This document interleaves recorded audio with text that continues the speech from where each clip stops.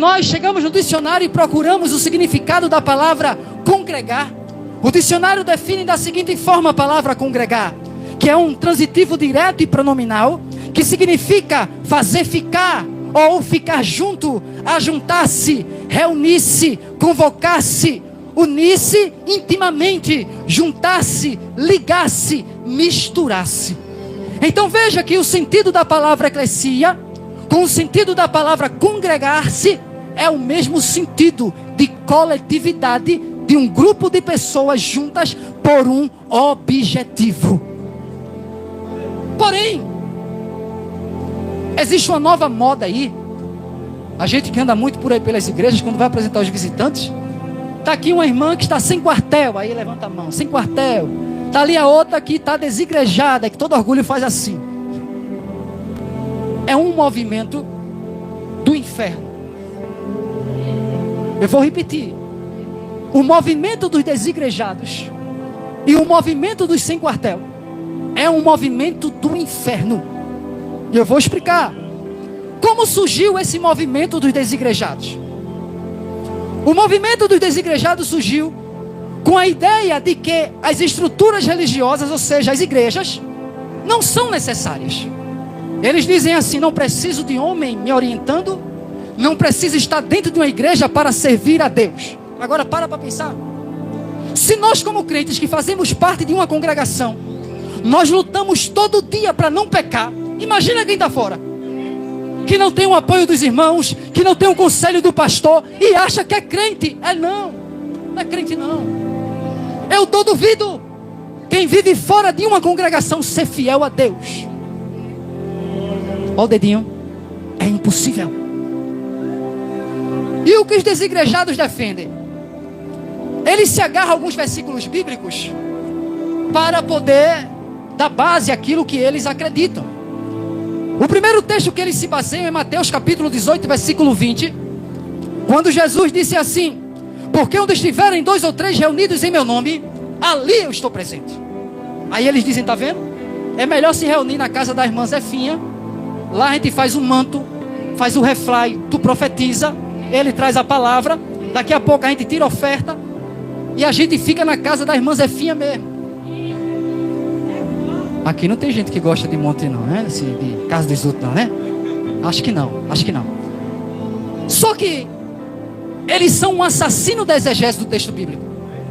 Porque em Mateus capítulo 18, o 2 ou 3 aqui, não é referente a cultuar ao Senhor. O contexto aqui é quando o irmão tem algo contra outro e vai se reconciliar com o irmão. Então o irmão não quer aceitar o perdão do outro. Então chama-se 1 ou 2 testemunhas para testemunhar aquele ato de que o outro não quer receber o perdão. Aí é quando Jesus disse: onde estiver 2 ou 3 nesse sentido, reunidos em meu nome, ali eu estou presente para testemunhar a situação. Um outro texto que os desigrejados defendem é o texto de 1 Coríntios capítulo 6, versículo 19, que diz que nós somos templo e morada do Espírito Santo. É assim, pastor? Eu não preciso de igreja, porque eu sou a igreja. O Espírito Santo já habita em mim, porque a Bíblia diz que eu sou templo e morada do Espírito Santo. Eu sinto muito te decepcionar nesta noite, porque a igreja é um corpo e não corpos. É no singular e não no plural. Eu quero fazer uma pergunta aqui aos irmãos. Se eu torar esse meu dedo midinho, o dedo midinho sozinho é corpo? Se eu tirar a minha orelha, ela sozinha é corpo? Ela só é corpo quando está no corpo, inserida no corpo. Então como é que alguém sozinho pode dizer que é igreja, se não está inserido no corpo de Cristo, que é a igreja de Cristo?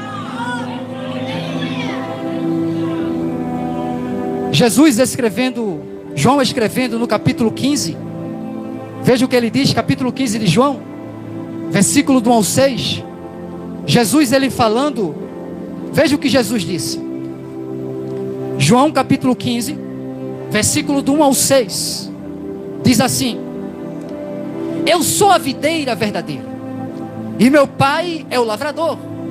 Todo ramo que estando em mim não dá fruto, ele corta.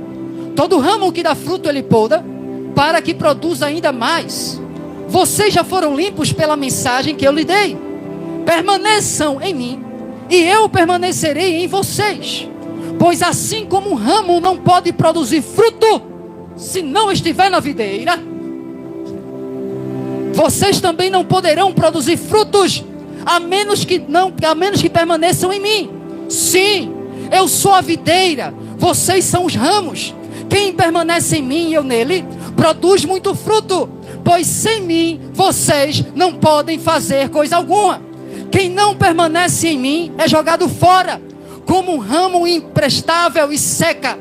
Esses ramos são ajuntados no monte para serem queimados. Mas, se vocês permanecerem em mim, isso fala de comunhão, e as minhas palavras permanecerem em vós, isso fala de obediência, pedirão o que quiserem e lhes será concedido.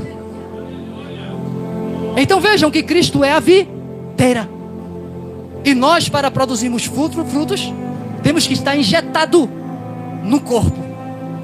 Se não estiver injetado no corpo, que é Cristo, corpo de Cristo, que é a igreja, é incapaz de se produzir bons frutos. E Jesus disse: aquele que não produz fruto é cortado e lançado para pegar fogo. Quando nós chegamos em Efésios capítulo 4, versículo 14 ao 16, Paulo escrevendo aos Efésios, Paulo diz assim: então não seremos mais imaturos como crianças, nem levados de um lado para o outro, empurrados por qualquer vento de novos ensinamentos, e também não seremos influenciados quando nos tentarem enganar com mentiras astutas. Em vez disso, falaremos a verdade em amor, tornando-nos em todos os aspectos cada vez mais parecido com Cristo, que é a cabeça.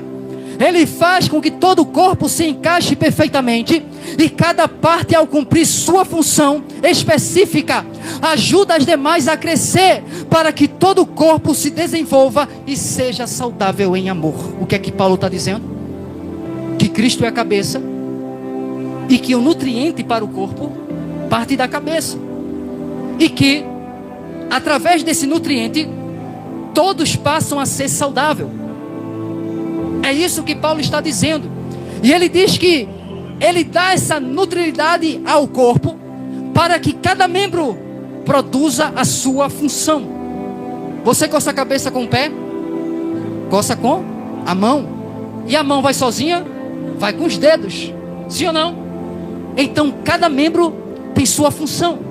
E para que cada membro ele seja saudável, é preciso estar inserido no corpo, que é a igreja.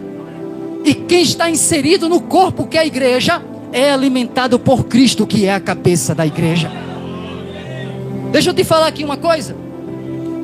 No corpo humano existe uma célula que é chamada a célula de hipófise.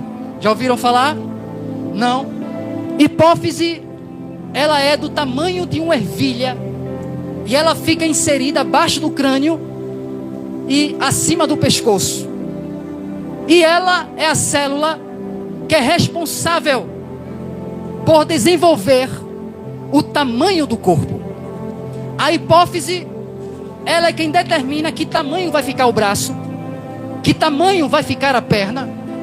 É ela que determina a velocidade e o tamanho que os órgãos internos irão ficar. Então tudo parte da cabeça. É a cabeça, através da hipófise, que diz: corpo, cresça. E o corpo cresce. É a hipófise que determina na cabeça que todo o corpo pare. Corpo, pare de crescer. E o corpo para. É a hipófise que determina até que ponto o corpo pode ir. Assim é Cristo com a igreja. E todo aquele que está inserido nesse corpo obedece a ordem que sai da cabeça, que é Cristo. Então, como alguém pode dizer que é crente se não está sendo guiado pela cabeça, que é Cristo? Agora, tudo isso é porque muitas das vezes vai atrás de rebeldes que estão na internet com certos tipos de ensinamento. E quando você vai buscar a história desses rebeldes, são rebeldes que são insubmissos à autoridade. não obedece a pai, não obedece a mãe, não obedece o patrão da empresa, quanto menos ao pastor da igreja. E não se satisfaz em apenas sair da igreja, mas quer levar muitos outros junto consigo. Mas o sangue de Jesus tem poder nesta noite. E Jesus vai soprar esses instrumentos do inferno que quer destruir a igreja do Senhor. Porque as portas do inferno não prevalecerão contra a igreja do Senhor. E aqueles que dizem que é crente sozinho, eles estão indo contra a palavra de Deus. Porque Provérbios capítulo 18, versículo 1, a Bíblia diz assim: busca satisfazer seu próprio desejo aquele que se isola. Ele insurge contra a verdadeira sabedoria. Então aquele que se isola, ele insurge contra a verdadeira sabedoria. E ele procura o seu próprio interesse. Cuidado com esses. A NVT, nesse mesmo texto de Provérbio, diz assim: quem vive isolado se preocupa apenas consigo e rejeita todo bom senso. É por isso que Paulo, escrevendo a primeira carta aos Coríntios, capítulo 14, versículo 26, Paulo disse assim: portanto, o que diremos, irmãos?